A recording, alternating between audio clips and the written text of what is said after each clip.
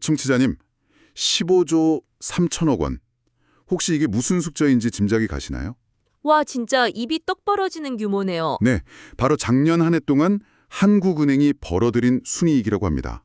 아니 지금 거리에서는 뭐 고환율이다, 물가 폭등이다, 아주 숨이 막힌다는 아우성이 터져 나오는데 그렇죠. 체감 경기는 최악이잖아요. 맞아요. 그런데 정작 국가의 중앙은행은 역대 최대의 돈잔치를 벌였다는 뜻이거든요. 청취자님이 오늘 보내주신 이 시장 동향 요약 노트를 딱 펴자마자 이 역설적인 숫자가 가장 먼저 눈을 사로잡았습니다. 사실 겉보기엔 굉장히 모순적인 상황이긴 하죠. 그러니까요. 그래서 오늘 딥다이브에서는 겉보기엔 완전히 따로 노는 것 같은 이 파편화된 뉴스들 있잖아요. 뭐 중동의 지정학적 위기라든가 롤러코스터를 타는 주식시장, 그리고 극단적으로 쪼개진 부동산 시장. 네네. 이것들이 도대체 어떻게 하나의 거대한 맥락으로 연결되는지 그 숨겨진 인과관계를 철저하게 파헤쳐보는 미션을 수행해보겠습니다. 자, 이거부터 한번 풀어보죠. 방금 말씀드린 한국은행의 그 역대급 흑자 말입니다. 네, 15조가 넘는 그 숫자요. 나라 전체로는 지금 장중 1,510원을 돌파했다가 마감 환율이 1,507원 10전이었잖아요. 이런 살인적인 환율의 비바람을 정통으로 맞고 있는데 어떻게 중앙은행만 홀로 최대 수익을 냈는지 이거 어떻게 이해해야 합니까? 이 숫자의 이면을 들여다보면요. 지금 우리 거시경제가 얼마나 취약한 상태인지가 아주 적나라하게 드러납니다. 사실 한국은행이 돈을 번 원리는 아주 단순한 장부상의 착시예요. 아, 장부상의 착시요? 진짜로 돈을 번 게 아니라는 말씀이신가요? 네, 그러니까 한국은행의 금고, 즉 외환 보유액의 대부분은 달러화 자산으로 채워져 있잖아요. 네, 그렇죠. 달러를 쌓아두고 있으니까요. 그런데 1,300원이던 환율이 장중 1,510원까지 훌쩍 뛰어버리면 어떻게 될까요? 금고 안에 있는 달러의 개수는 똑같은데 이걸 우리 돈인 원화로 환산해서 장부에 적어보니까 아, 갑자기 자산 가치가 몇십 퍼센트 폭등한 걸로 찍히는 거군요. 바로 그겁니다. 결국 경제가 막 좋아져서 번 돈이 아니라 오히려 원화 가치가 폭락했기 때문에 발생한 평가 이익일 뿐인 거죠. 와, 그러니까 창고에 쌓아둔 달러 가치가 원화 대비 올라가서 생긴 약간 그 비 오는 날의 우산장수 같은 상황이네요. 하하, 네, 아주 정확한 비유입니다. 비바람이 몰아치니까 우산값이 뛴 격이죠. 그런데 여기서 의문이 하나 생겨요. 우리가 학교 다닐 때 그 교과서에서 배우기로는 환율이 오르면 우리 수출 기업들의 가격 경쟁력이 높아진다고 막 배우잖아요. 그렇죠. 수출 효자라는 말도 쓰고요. 네, 1,000원에 팔던 물건을 외국에서 똑같이 1달러에 팔아도 환율이 1,500원이 되면 기업들 수중엔 1,500원이 들어오니까요. 그럼 이 고환율 상황이 경제 전체에 무조건 나쁜 것만은 아닌 거 아닙니까? 과거의 경제 공식으로는 그 말이 맞을 수 있습니다. 글로벌 경제가 막 호황이라서 전 세계가 우리 물건을 앞다투어 사갈 때 환율까지 오르면 뭐 금상첨화죠. 꼭 먹고 알 먹네요. 네, 하지만 지금 여기서 아주 흥미로운 점은 왜 지금 환율이 1,500원을 돌파했는지를 봐야 한다는 겁니다. 청취자님 노트에 적힌 첫 번째 핵심 변수가 바로 미국 트럼프 대통령의 이란에 대한 강경 발언, 그리고 그로 인한 확전 우려였거든요. 아, 그 중동 리스크 말씀하시는 거죠? 국제 유가 보니까 장난 아니더라고요. 브렌트유가 배럴당 108달러를 넘겼고 WTI도 무려 95달러를 돌파했잖아요. 맞습니다. 인플레이션이 겨우 잡히나 싶었는데 이런 쪽에 불씨가 튀면서 다시 기름을 확 부어버린 셈이죠. 진짜 물가 잡히는 줄 알고 다들 한숨 돌리고 있었는데 말이에요. 그러니까요. 지금의 1,500원대 환율은 물건이 막 잘 팔려서 달러가 들어오는 그런 성장형 고환율이 절대 아닙니다. 전쟁이 터질 것 같고 또 인플레이션이 다시 덮칠 것 같으니까 아, 불만해서 달러를 찾는 거군요. 네, 글로벌 자본이 신흥국 통화인 우리 원화를 다 내다버리고 세상에서 가장 안전한 피난처인 달러로 미친 듯이 도망치면서 만들어진 일종의 공포형 고환율이에요. 공포형 고환율. 와, 단어가 딱 와닿네요. 이런 상황에서는 기업들이 수출로 얻는 환차익보다 그 1,000달러가 넘어가는 비싼 원유나 원자재를 1,500원이라는 끔찍한 환율로 사와야 하는 수입 비용의 폭등이 훨씬 더 큽니다. 아, 들어오는 돈보다 나가는 돈이 더 많아진다는 뜻이군요. 그렇죠. 기업의 생산 라인을 돌릴수록 비용이 막 기하급수적으로 늘어나는 거니까 사실상 경제의 체력을 밑바닥부터 갉아먹는 독약인 셈이죠. 단순히 환율 숫자가 높은 게 문제가 아니라 그 숫자를 끌어올린 동력이 성장이냐 아니면 공포냐에 따라 경제에 미치는 파급력이 180도 달라진다는 거네요. 정확합니다. 펀더멘털에 치명적인 부담을 주고 있는 거죠. 달러로 도망치는 글로벌 자본의 공포.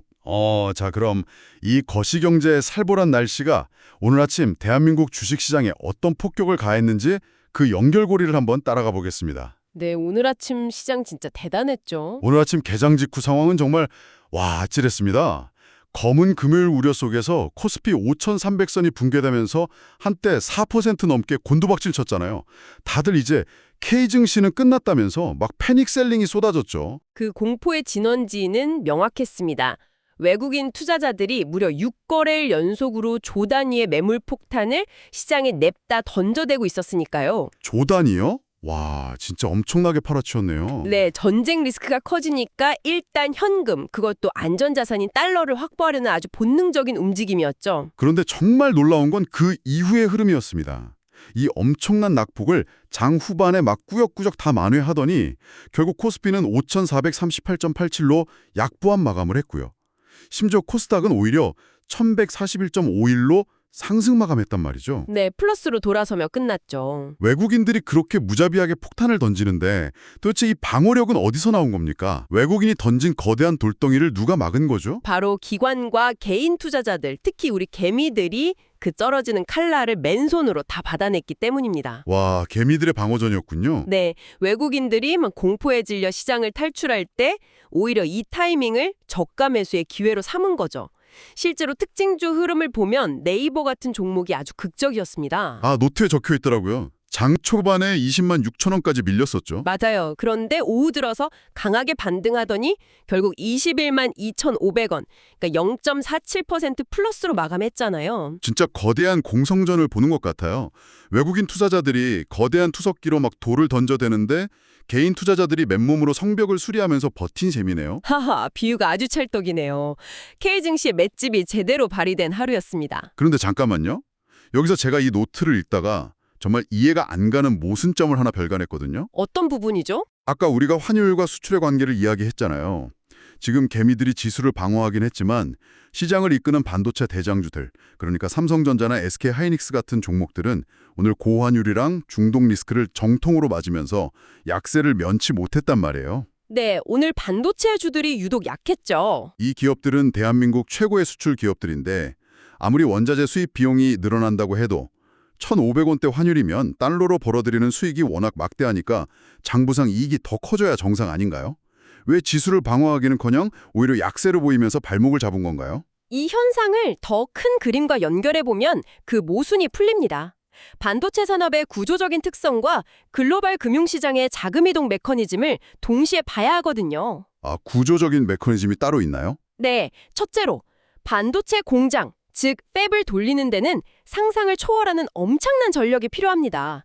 24시간 내내 거대한 공조 시스템이랑 장비를 가동해야 하니까요. 전기를 엄청 먹는다는 얘기는 들었어요. 그런데 그 전력을 생산하는 에너지원이 뭡니까?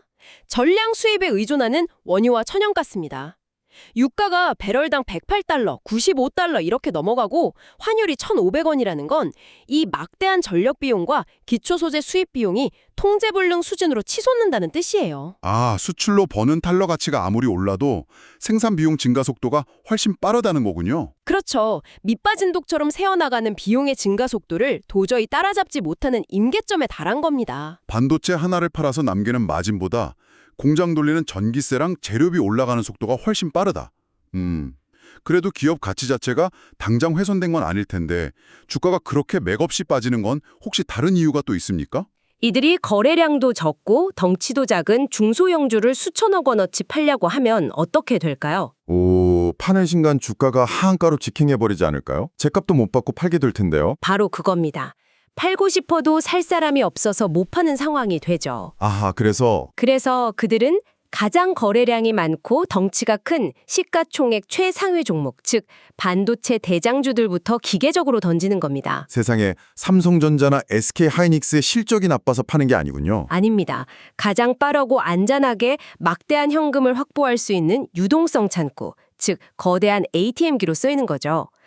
글로벌 거시경제가 흔들릴 때마다 이런 대형 우량주들이 기업 펀더멘탈과 무관하게 외국인의 매도 폭탄에 가장 먼저 희생양으로 전락하는 아주 뼈아픈 구조입니다. 와, 그러니까 달러를 쥐고 있는 외국인들은 한국 증시라는 이 거대한 ATM기에서 대장주를 막 팔아치우며 안전지대로 달아나고 있는데 정작 국내 투자자들은 그 떨어지는 칼날을 맨손으로 쥐면서 버티고 있다는 얘기네요. 네, 그게 오늘 시장의 정확한 요약입니다. 그런데 청취자님, 이 안전지대의 상실과 위험을 감수한 베팅이라는 현상이 단순히 주식시장에서만 끝나는 게 아닙니다.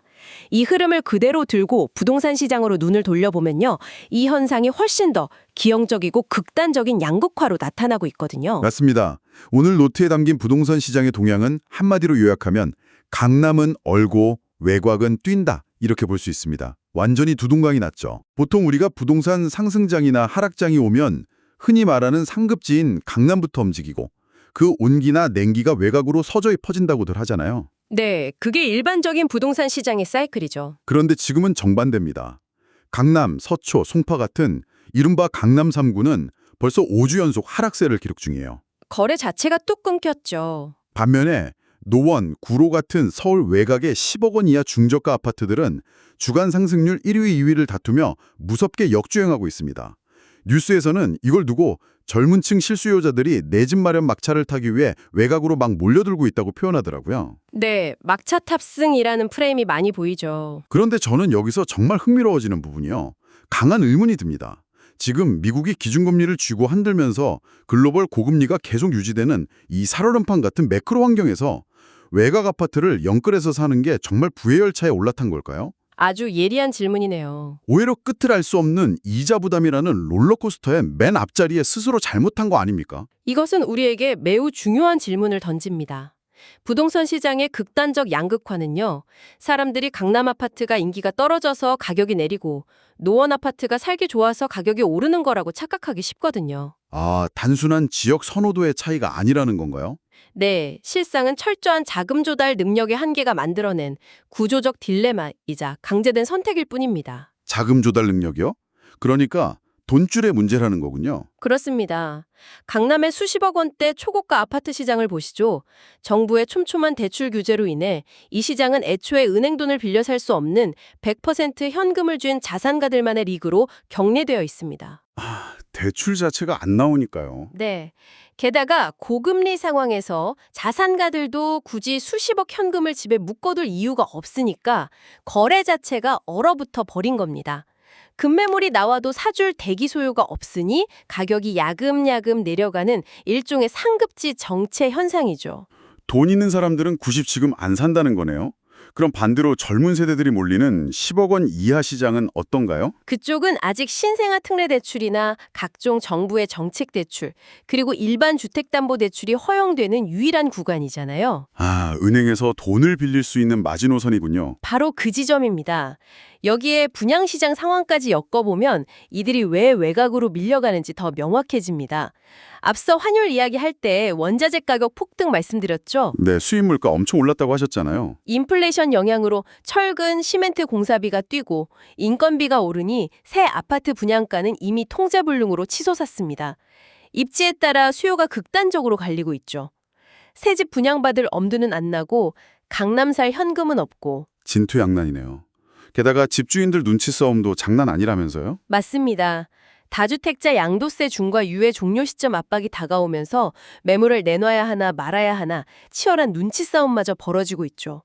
이런 복합적인 불안감 속에서 젊은 실수요자들에게 남은 선택지는 단 하나뿐입니다. 그게 바로 10억 이하 외곽 아파트인 거군요. 네, 은행에서 대출을 내어주는 유일한 한도, 즉 10억 원 이하라는 가격표가 붙은 외곽 아파트로 등 떠밀리듯 몰려갈 수밖에 없는 겁니다. 정부의 대출 기재라는 울타리가 수요자들을 특정 가격대의 시장으로 몰아넣는 기형적인 병목 현상을 만들어낸 거죠. 와, 듣고 보니 정말 등골이 서늘해지는 분석이네요. 강남 아파트와 외곽 아파트의 가격 흐름이 단순히 선호도 때문이 아니라 대출이라는 산소호흡기가 어디에만 꽂혀 있느냐에 따라 시장이 반응하고 있었던 거군요. 결국 부유층은 부채 없이 현금을 쥔 채 관망하고 있는데 가장 자본이 부족한 젊은 층은 정부 대출이라는 무거운 배낭을 메고 고금리라는 폭풍우 속으로 걸어 들어가는 구조가 완성된 겁니다. 각자가 동원할 수 있는 자금 조달의 한계에 따라 생존 방식이 완전히 두 갈래로 나뉘어 버렸네요. 자, 오늘 딥다이브의 여정을 한번 되짚어 보겠습니다.